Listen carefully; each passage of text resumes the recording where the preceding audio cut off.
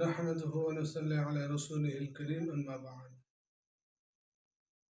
فقد قال الله تبارك وتعالى في كلامه المجيد الفرقان الحميد أعوذ بالله من الشيطان الرجيم بسم الله الرحمن الرحيم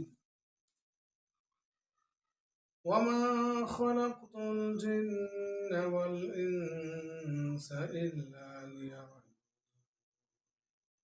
إلى آخر آية আলহামদুলিল্লাহ সমস্ত প্রশংসা সেই করুণাময় আল্লাহ তাবারক তাআলার জন্য যে আল্লাহ তাআলা আমাদেরকে বড় ভালোবেসে এই পৃথিবীতে ইমানদার হিসাবে একজন ইমানদারের ঘরে পাঠিয়েছেন, তাই তার শুকরিয়ার অর্থে আমরা সকলে বলি আলহামদুলিল্লাহ। তারপর পরে জানাই আমার নবী কায়নামদার তাজরিব উদ্দিন আহমদ মুস্তাফা মুহাম্মদ মুজতবা সকলে বলি সাল্লাল্লাহু আলাইহি ওয়াসাল্লাম। তার রওজা পাকে কোটি কোটি দরুদ ও সালাম বর্ষিত হোক, আমরা সকলে বলি আল্লাহুম্মা আমিন।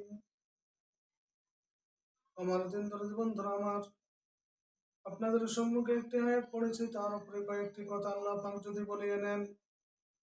আল্লাহ রাব্বুল আলামিন কোরআন পাকের মধ্যে বলেন, ওয়ামা খালাকতুল জিন্না ওয়াল ইনসা ইল্লা লিয়াবুদুন।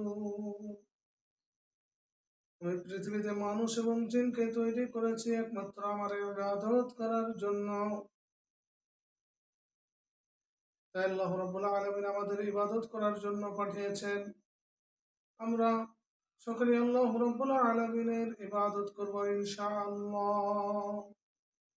দেখা যায় পৃথিবীতে আমরা আসার পরে আল্লাহর ইবাদত করা তো দূরের কথা, আমরা আল্লাহ রাব্বুল আলামিনকে আমরা ভুলে যাই। আল্লাহ রাব্বুল আলামিনকে ভোলার জন্য আমাদের পৃথিবীতে আল্লাহ পাক পাঠাননি। আল্লাহ পাক পাঠিয়েছেন যে তিনার ইবাদত বান্দেগি করার জন্য, তিনার ইবাদত বান্দেগি করার জন্য আমরা সকলেই তিনার ইবাদত এবং বান্দেগিতে আমরা মশগুল হই ইনশাআল্লাহ। আল্লাহ পাক আমাদের সকলকে তার ইবাদত করার তৌফিক দান করুন। আমরা সকলে বলি আল্লাহুম্মা আমিন, আল্লাহুম্মা আমিন। ওয়া আখিরু দাওয়ানা আলহামদুলিল্লাহি রাব্বিল আলামিন। আসসালামু আলাইকুম ওয়া রাহমাতুল্লাহি ওয়া বারাকাতুহু।